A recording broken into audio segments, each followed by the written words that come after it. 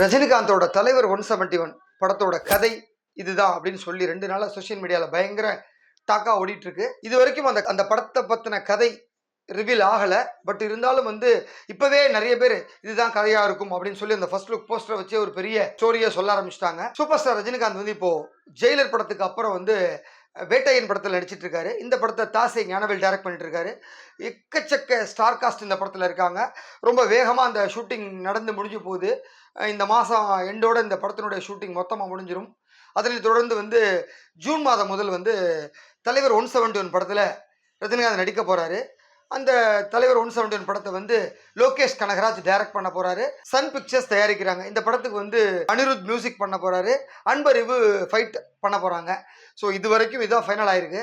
இன்னும் யாரு ஹீரோயின், மற்ற ஸ்டார்ஸ் யாரு அப்படிங்கிறதுலாம் இன்னும் கன்ஃபார்ம் ஆகலை. ஆனால் அதற்குள்ளே நடிகர் சிவகார்த்திகேயன் உள்ள வரார் அப்படிங்கிற ஒரு தகவல் பரவலாக பேசப்பட்டிருக்கு. நம்ம விசாரித்த வரைக்கும் அது கன்ஃபார்மான ஒரு தகவல் அப்படின்னு தான் சொல்றாங்க. ஏற்கனவே ரஜினியை பார்த்து சிவாவும் பேசியிருந்தாரு. அதே போல லோகேஷும் பார்த்து மீட் பண்ணி பேசியிருந்தாங்க. டெஃபினட்டா அது மாதிரி வாய்ப்பு இருந்தா பண்ணுவேன் அப்படிங்கிறதா சிவாவும் சொல்லியிருந்தாப்ல. எப்படி இந்த கதை இருக்கும் அப்படின்னாக்க, விக்ரம் படத்துல லாஸ்ட்ல சூர்யாவோட ரோலக்ஸ் கேரக்டர் எப்படி இருந்ததோ அந்த மாதிரி இந்த படத்துல சிவாவோட கேரக்டர் இருக்கும் அப்படிங்கிற மாதிரி சொல்றாங்க. ஸோ படத்தினுடைய கதை என்னவா இருக்கும் அப்படிங்கிறதுக்கு முன்னாடி இப்போ லாஸ்ட் வீக் ஒரு ஃபர்ஸ்ட் லுக் ரிலீஸ் பண்ணியிருந்தாங்க. படத்தோட டைட்டில் அடுத்த வாரம் ரிலீஸ் ஆக போகுது அப்படிங்கிற ஒரு அனௌன்ஸ்மெண்ட்டோட தலைவர் 171 அப்படின்னு சொல்லி ஒரு போஸ்டர். அந்த போஸ்டரில் பார்த்தீங்கன்னா சூப்பர் ஸ்டார் கைகளை ஒவ்வொரு கோல்டு வாட்சாக போட்டு கட்டப்பட்டிருக்க மாதிரி ஒரு ஃபோட்டோ இருக்கும். ரொம்ப ஸ்டைலிஷாக இருந்தார் பார்க்குறதுக்கு. ஸோ பழைய ரஜினியை இதில் பார்க்க முடிஞ்சுது.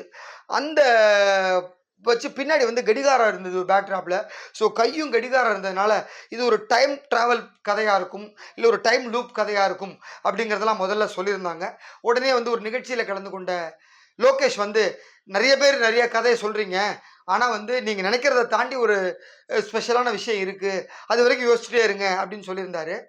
இப்போ நேற்றுலேருந்து ஒரு டாக் ஓடுது. என்ன அப்படின்னாக்க, இந்த படத்தினுடைய கதை என்னவா இருக்கும் அப்படின்னா, ஒரு கோல்டு ஸ்மக்லராக சூப்பர் ஸ்டார் களை இறங்க போகிறாரு. ஸோ ரொம்ப நாள் கழித்து ஒரு கிரே ஷேடு கேரக்டரில் ரஜினி நடிக்கிறாரு. அதனால ரொம்பவே புதுசாக இருக்கும் பார்க்குறதுக்கு. அந்த இதில் முக்கியமான சில பேர்லாம் நடிக்க போகிறாங்க அப்படிங்கிற மாதிரி சொல்கிறாங்க. ஸோ அதில் அவருக்கு ஒரு வாரிசாகவோ இல்லாட்டினாக்கா அவர் வளர்த்த ஒரு ஆளாகவோ தான் சிவா உள்ளே வராரு அப்படிங்கிற மாதிரி சொல்கிறாங்க அந்த கதை. அதோட இந்த படத்துக்கு டைட்டிலும் கன்ஃபார்ம் பண்ணியிருக்காங்க. ஏற்கனவே ஒரு 2-3 டைட்டில் பரிசீலனை வச்சுருந்தாலும் கழுகு அதுதான் ஆப்டாக இருக்கும் அப்படின்னு லோகேஷ் தரப்பில் சொல்லியிருக்காங்க. ஸோ கழுகு தான் வைக்க போகிறாங்க படத்துக்கு. ஏற்கனவே இப்போ ரீசெண்டாக அந்த விஜய் பற்றின ஒரு டாக் வந்தப்போ ஜெயிலரோட ஆடியோ லான்ச் ஃபங்க்ஷனில் காக்கா கழுகு கதையை சொல்லி சூப்பர் ஸ்டார் ரொம்பவே ரசிகர்களை குஷிப்படுத்தினார். அதனால கழுகு ரொம்ப டாக் ஆஃப் த சிட்டியில் இருந்தது. அப்போது ஏற்கனவே கழுகுங்கிற டைட்டில் சூப்பர் ஸ்டாரோட ஒரு படமும் இருக்கிறதுனால ஸோ கழுகு இதுக்கு ஆப்டாக இருக்கும். ஏன்னா கழுகு தான் ரொம்ப உயரக்க பறக்கும். ஸோ கழுகு பார்வையில் பார்த்தா ஒட்டுமொத்தமாக தெரியும் அப்படிங்கிறதுனால இது கழுகு பார்வையில் ரஜினி எப்படி இருக்க போகிறார் அப்படிங்கிற மாதிரி ஒரு டிகோட் பண்ணி ஒரு டைட்டில் ரெடி பண்ணியிருக்காங்க. ஸோ கழுகாக தான் இருக்கும் அப்படின்னு 99% அவங்க சைடில் சொல்லியிருக்காங்க. இதற்கிடையே கதையும் ஒரு கோல்டு ஸ்மக்லராக களை இறங்க போகிறாரு. ஏன்னா அடுத்தடுத்து 2 போலீஸ் படம் பண்ணதுனால ஒரு நெகட்டிவ் ஷோடு இருக்கலாம் அப்படிங்கிறதுனால இந்த படத்துக்கு இந்த மாதிரி ஒரு கிரே ஷேடு உள்ள நெகட்டிவ் கேரக்டரில் ரஜினி நடிக்க போகிறாரு. ஸோ படப்பிடிப்பு ஜூன் மாதம் தொடங்கிடும்.